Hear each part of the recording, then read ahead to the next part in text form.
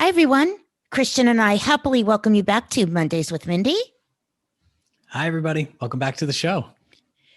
Today's episode features a conversation with hairdresser, hairstylist, hair everything, Lauren Sill.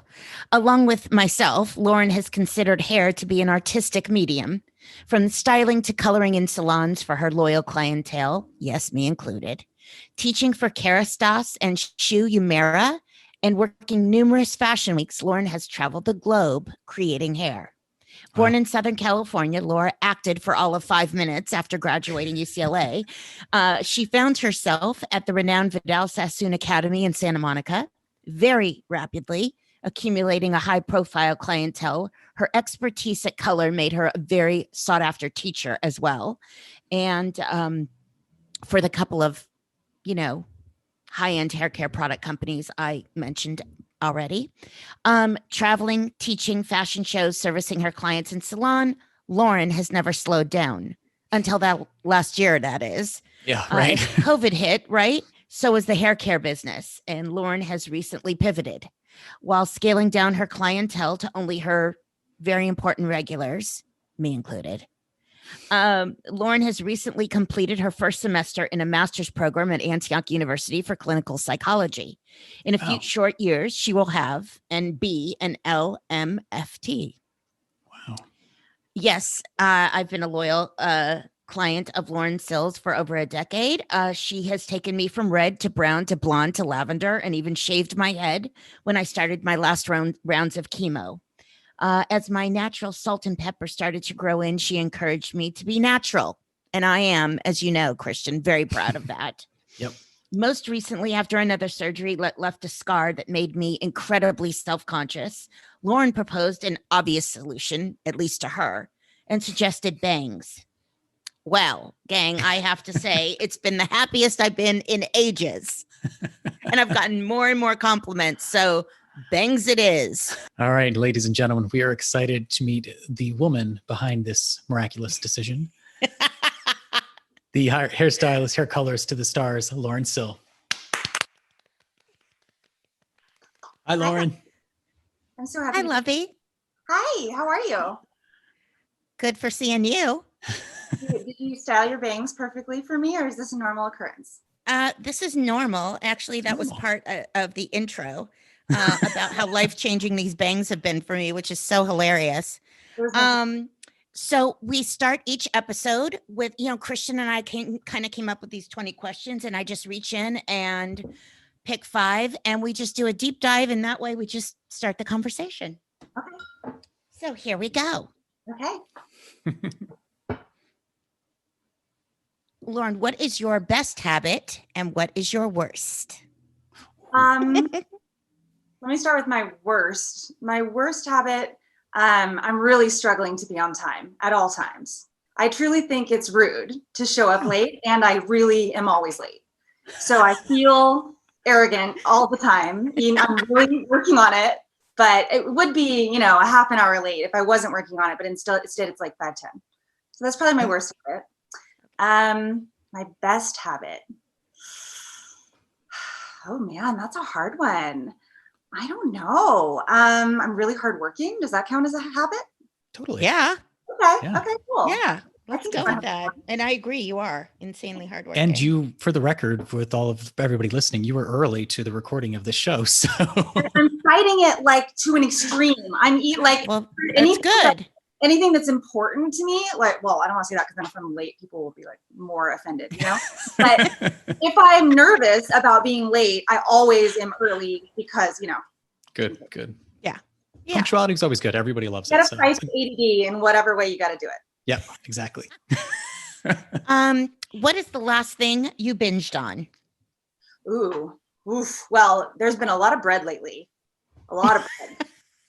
But are you carbo loading for your brace? Well, in January, I'm trying not to eat bread because I ate so much bread in December. I immediately failed on that mission, but I'm trying to not go crazy with it, But I've also, when I watch TV, I watch a lot of TV. I watch no TV, and then I watch TV for 4 days straight. Oh. What things have you loved recently? Well, of course you'll know why I'm interested in this, but couples therapy on Showtime is Yes. so bingeable. And I love that therapist. And I was just going to say she's very unusual. yeah, she is, but I like her. Yeah, I do too, very much. I agree with you on that. I have binged on that as well. Yeah, I that's haven't checked it out yet. I have to look into that. I've binged on a lot of things lately. I watched The Undoing, right, all at once. Yeah. I watched Queen's Gambit all at once. Basically, when I was in school, I didn't watch any TV at all. And then I had a 3-week big break from school, and that's all I did. Yeah, sounds good. Good, best way to decompress. Yeah. What's your favorite place in the world and why? Ooh, my favorite place in the world is my house in the desert. Because I feel like my most peaceful and artistic self when I'm there. Like I never ever do hair there. I just go and like stare at the palm trees, and I just feel so peaceful. Yeah, it's beautiful, and I know how hard you work to get it. Have you been studying out there? Is that a good place to study? Yeah, it's a really good place to study. Yeah, it's just I bet. quiet, and my neighbors are hardly ever there because it's like their part-time house. So yeah, nice. Amazing. And right now everything's closed, like you're not going to restaurants or anything. So I'm like alone. Sometimes Charlie will only come for the weekend. And then the week I'm like silent. Wow. Nice. Sounds magical. Yes, it's magical. Does your life have a theme song? And if it does, what is it? This is a very Ally McBeal question. My life have a theme song? No. I don't know. I mean, it would have to be like something Rihanna or Beyonce, something that you have to like try to, make yourself feel like a star. But Yes. I can hear you playing like Run the World Girls. I don't even know. Pretty much that. Anything from Lemonade. Yeah. It's happening. What do you splurge on? Plants, clearly. Oh my gosh, Christian, you have to tell Christian and all our listeners this latest thing of this woman has a green thumb to say the least, but who knew? Except I would say it's more of an obsession than a skill. Like I would say that I do kill a lot of them and then I just replace them. So I didn't know that part. Okay. Yeah, that's the trick. Like That's I definitely have interesting people secret. have people like compliment me on like how a struggling plant is like flourishing, and I'm like, that's a new plant. But wait, what you have to let people who aren't watching, first of all, in the background, if you guys are just listening and not watching us on YouTube, the room that Lauren is in her home is just it's pillar to post in the most glorious plants. But what you have to inform everyone is when you go visit you when we are able to, and in the future in the salon, what have you done to that salon? So so I started working at a new salon, Salino Smith, in June when all of this went down. And I loved the environment. I loved the people, but I just really wanted them to have more plants. So I basically suggested it and just kept bringing plants and was surprised that they let me keep bringing plants. And now the salon is covered in plants. But it's so gorgeous. It's fantastic. But I love that. I love that the version you told me, which I know is the version you just told, but it was like, do you mind if I bring in a couple plants? Like, it was shit. And then it's like, would you like some? Would you like? And then it's just stopped asking. And so you walk in there and it's so gorgeous. It's not overrun by any stretch. It's more restraint than my home for sure. Oh, for sure. But it is so lovely to walk in there. It's a beautiful salon, but it's very clean and sparse and stark. And so I love it. Yeah, I love it. Thank you so much. Yeah, actually, I was real sneaky about it. It's kind of my style. When I really want to do something a certain way, I want more control, I offer myself some sort of service. You got to give to get what you want, Right, so I was like, I'll water the plants. And when we closed the second time for COVID, which hairstylists have been through a lot in California, especially this year. So this is not lightly. When we closed the second time, I was like, I'll go in and I'll water them. We had maybe 3 plants at that point. And I'm like, and maybe I'll bring a few more. One time I went, they gave me a key, foolishly. They gave me a key. The salon is closed. I'm going weekly to water the plants. And I'm bringing 3 plants every week. And then there was one time I brought 10 plants in one trip because I was bored and I don't know. I don't Yeah. know. For me. It's basically going to be like, oh my gosh, I just had a mind fart. What's the feed me Seymour, feed me online long. It's going to be Little House of Horrors Yeah. when they walk it back in there whenever we reopen, right? They're going to walk in and go, "Oh my god." They're going to take over. It's very Although cute. I gave myself all this responsibility. So now I'm like, Yes. I have to water plants at home. And there I bought a bunch of plants for my desert house. Like everywhere I go, I'm buying plants. And then I'm like, oh, I'm the one who has to take care of this. So I Yes. think I've even I have reached my limit. Yeah, I'm sure, because it's not like you don't do anything and have nothing on your plate. Well, Speaking I of don't which, feel good about myself when I kill them. Like it's not fun. And it happens a lot. unfortunately, I I can can relate to that so Like, I much. think it's only by Apotheos now because Yeah. they tell me when they Good need call. me. You know, they're like dramatic. Yes. Yes. So we talk to all kinds of creatives. And as I mentioned in the intro, I am not the only person that thinks of you as one of the most important creatives in my life, but that you think about hair and as a creative endeavor. And it is. And people are real personal about it. Oh, And it is not, as we've shared, this huge leap, at least in my mind, that you have started officially on your way to becoming a licensed therapist. yeah. It makes perfect sense to me because I know what you and I have shared in the chair. Oh, Yeah, it's kind of like you're an official version of. Well, and I do look at it that way. Like I kind of feel like I don't really think of this as like me making a career change. I think of this as more training for something I'm already doing and shouldn't be doing. So I compare it in my mind to when I was in high school and I was bleaching people's hair. I had no business bleaching people's hair. I did not know what I was doing and I made some mistakes. And, I needed that training. And now I'm like, I'm getting into people's attachment styles with them and I'm talking to them about their childhoods. And I'm like, what am I doing? Like, Yes. gotta help Well, go there. I So might as do well know what I'm talking about. I do know. So, Smart. one of the things that yes, everyone has and knows hairstylists but you are this master colorist. Oh. And it's one of the things that I don't people think about or give enough credit to unless you've been done wrong. Oh, yeah. And most people have been done real wrong and dirty. Yeah. And I for one would like to say, like, how did you know this was going to be your breakout skill? I mean, yes, everyone gets trained, but you have this ridiculous ability to take people from, as I mentioned, dark to light to lavender to back without damaging their hair. But there is also this artistic, I don't know, painting. Like, what is it? What is it that you are the expert that you are? Yeah. I mean, I would say a big percentage of it is training. You have to be humble enough to not stop at a certain point and decide you know it all, because things change too. Like, Olaplex came out and all of a sudden we had more options for what we could Yes. do. And you have to really stay up on your training. It's a science. You have to really understand the chemistry of it. You have to really understand how far you can take the hair and all of that.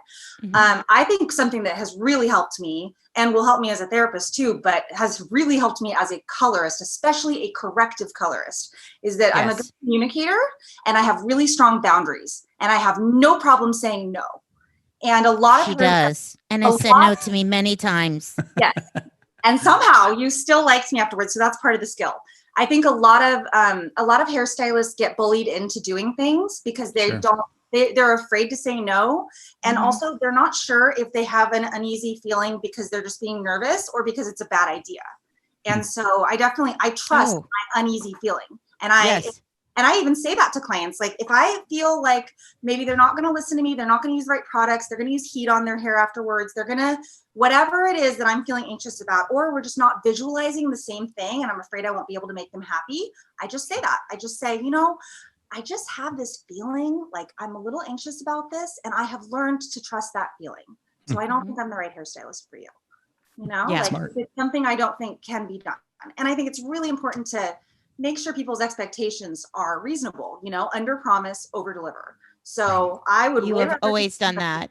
I would way rather with a friend of yours recently, I would way rather tell someone, this might be orange and it might be this and it might be this, because I'm not going to lift it light enough to break it. So you might be stuck at kind of a raw color for a while. Is that okay? Would you cry if this was orange? Like I have that conversation ahead of time so that when I get them past that, they're like, what? Look at this. But of course, then I get the text and I get the pictures of like, oh my God. And this is, you know, a very famous actress who has had a very famous hair colorist touch her hair and proceeded to tell me how great this colorist was. And she is. I've seen her other work, and so has everybody else on magazines. And I said, and you know what? Lauren's better. Aww. And trust me, I love being right. It's my most favorite thing. And when it comes to Lauren, I'm always right. But what's interesting is that colorist. So that's really sweet that you do. I mean, I think of myself as a colorist, but if there's one thing I have obsessively focused on, it's cutting more than color. That's true. With color, I think I have restraint and I have good training. Yeah.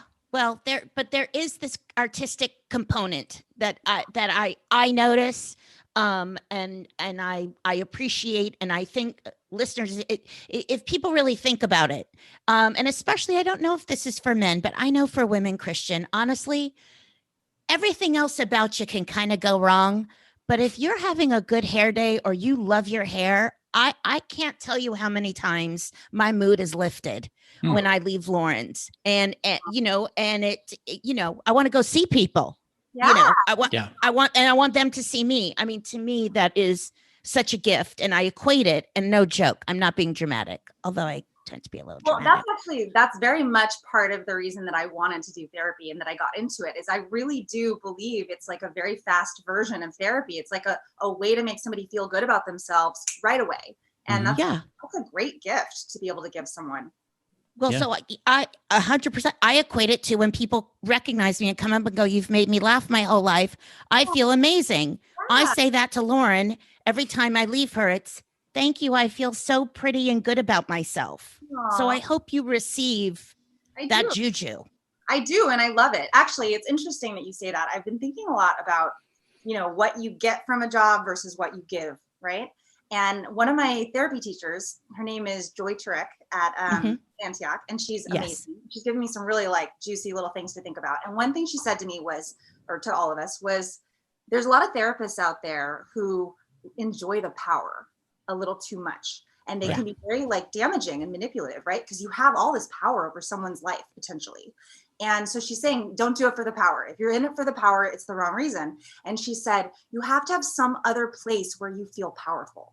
You have to get your power from somewhere else so that you don't get it in a therapy session. And I immediately went, I feel incredibly powerful from hair.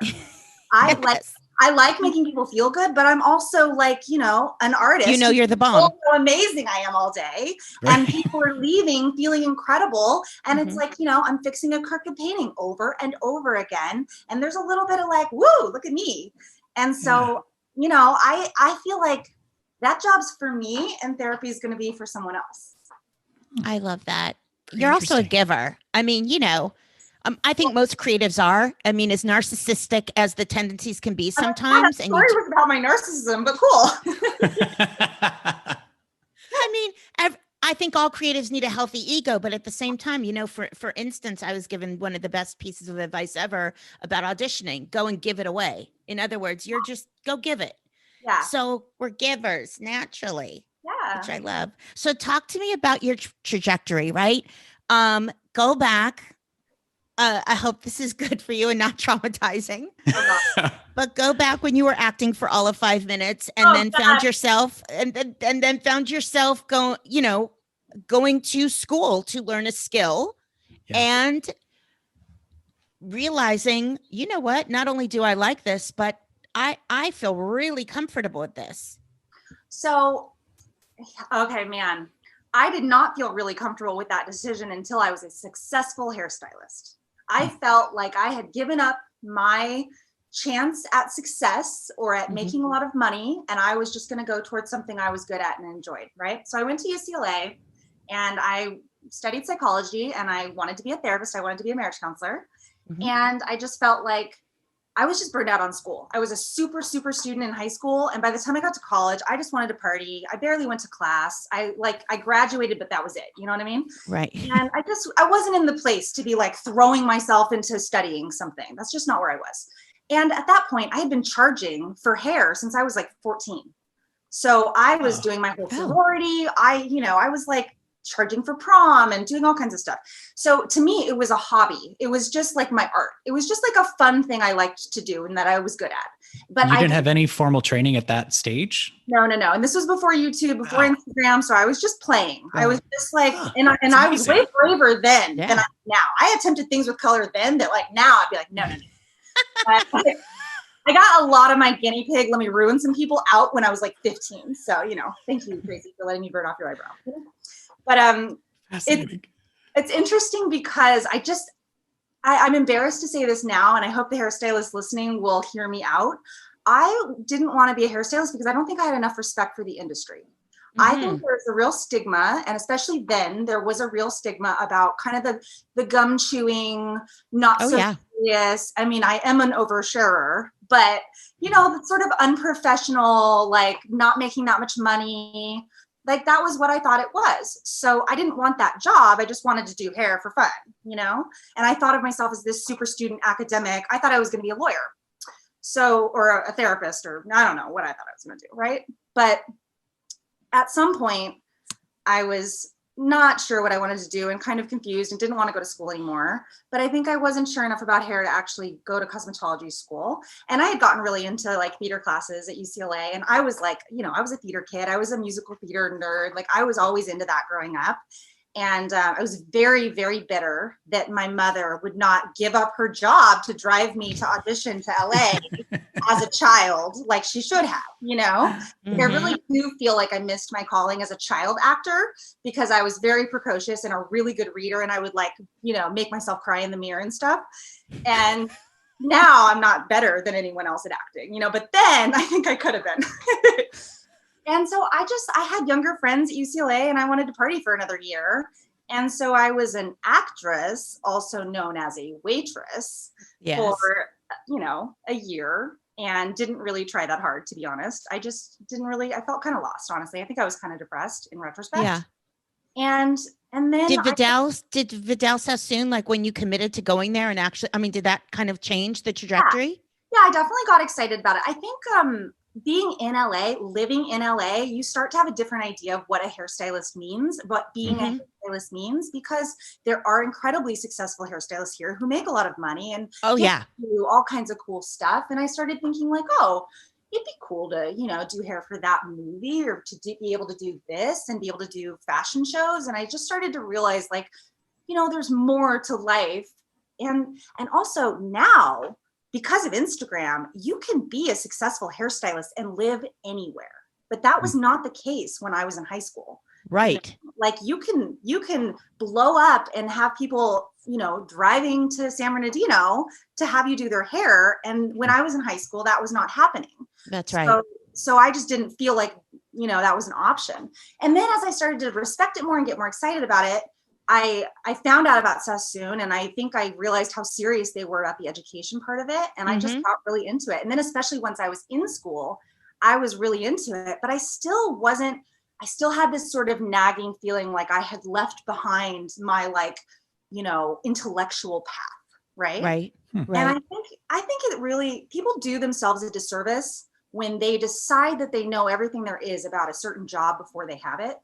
And they make all these assumptions, because I will tell you, hairstylists, I think, are some of the most successful hairstylists, are some of the most all around intelligent people I have known, because they are emotionally intelligent. They understand, chemistry. They can do sculpture. Like they're artists, but they're also. And I have to say, not enough credit is given to the fact that you come out of school and I don't care what salon you end up in, you have to create your own business. You are the only one who can determine marketing, how hard you're going to work, what kind of clientele you're going to solicit. And to be able to do that, I think it's just not given enough credit again, and especially in LA when we see all the star. Right. They started washing hair in bowls. Oh yeah, you don't accidentally end up in a successful hairstylist. I Right. mean, that used to be more the case, to be completely honest with you. I would say 30 years ago, some of the most famous hairstylists were schmoozers who were in the right place at the right time. And 100%. they had one famous one That's famous it. client who they Yeah. massaged their shoulders constantly and made them feel good about themselves, and they made them, Yes. and they were Right. usually men.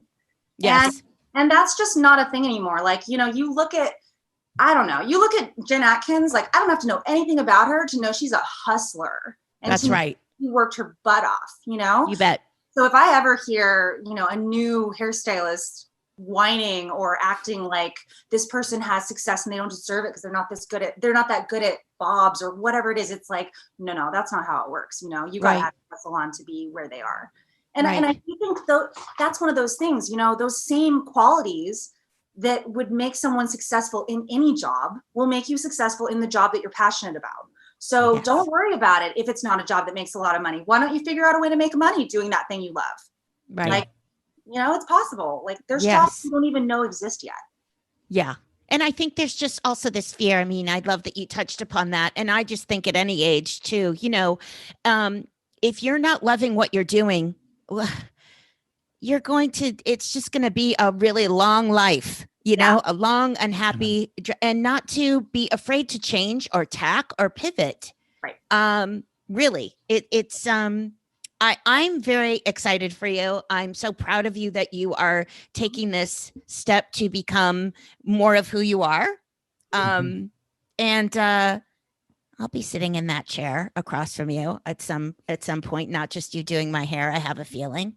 I've been thinking a lot about that because, you know, when I first started doing this whole, you know, path, right, it was kind of impulsive, honestly. It was like, okay, COVID decided that I can't be a hairstylist right now. Right. Someday I always wanted to be a therapist. I thought it would be like in my 40s or 50s when I started to feel tired from standing all day and wanted to have a future that didn't involve that. I have all these hairstylist friends with back problems, etc. So it was always my like, someday I'll do that. And then I was just kind of like, okay, I guess it's now because I don't want to sit around and wait for somebody to let me work. Right. And I want to just, you know, be passionate about something I'm into. Yeah. So I don't know. It's interesting how things can change so quickly. And sometimes you just got to go with it if it feels right. But, sorry. What I was saying is, I think I thought I was going to combine them, right? I thought like, I'm going to find a way. I told my parents. I remember that. I told my parents I was going to start a salon called Therapy. I told them this in college. This was my way of like, kind of a great you know, easing them into cosmetology school. Like, oh, this is a great idea, guys.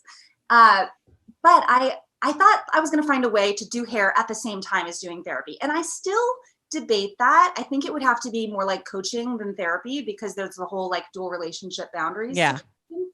But the more that I'm taking these classes and learning the actual process of therapy, there's part of me that really wants to keep it separate. There's part of me that really wants to like have that anonymity because I'm thinking about like, you know, when I'm really trying my best to make someone happy and make their hair look good, when they're like mad at me or angry at me or upset, it's like so soul crushing. Like I will think about it for the next week, you know, like I'm really pouring my art and myself and trying to do my best to make you happy. And I can't make you happy. And that makes me feel horrible. But part of that is because they know me and this is my art. And I'm expressing who I am and I'm talking about my boyfriend and they know me in a different way. And I'm liking the idea of being a little more anonymous and it being all about them. So absolutely necessary. Yeah. And then if somebody's mad at me, they're not mad at me. No. Like I'm learning about them. And think, by the way, the 2 times that I've been mad at you, it's been a chemical. It's not been your fault. I don't even remember that. So let's FYI. I miss my lavender hair so much, but there were a couple times where it was not, it was literally chemical where it just, my hair was like, you're so cute. We're not playing anymore. And it would and it wouldn't take as much as it would. Oh yeah. And it was not Lauren, right? It was, no, it was not you. That's the nature of light lavender bleached hair. Sometimes you got to apply it twice. Exactly. Yeah. And so, you know, FYI, I knew that. It was I didn't never feel you. You were mad at me though. No, you have no idea what hairstylists go through. You have no idea some of the abuse people have spewed. I can't imagine. Well, if ever. My dukes are up. No one's messing with my kid. Oh, I have no problem managing someone being No, you don't. No, I've seen it. I love it in action. just I a love, little, and I think, just a little stroking. yeah, exactly. Yeah. And I think that will serve you well. Thank you. I am so tickled that you said yes to doing an episode of Mondays. Thank you so much for having me. You're one of my favorites, and we always have such a fun time. And you are always going to be somebody I look forward to. Oh, ditto. You Very just nice. make me feel my best self ever all the time. I feel like you're always your best self all the time. Oh no, ask Christian. We always Oh, no. try. We always Oh, try. boy. But Dye your hair lavender. We'll see how that goes for your relationship. Yeah. Oh, exactly.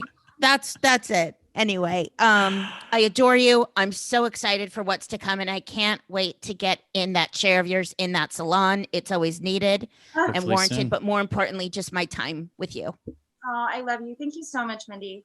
Thank And you. thank you for joining the show, ladies and gentlemen, one more time. Lauren Sill. This episode of Mondays with Mindy is brought to you by The Cocktail Party, Love Mary.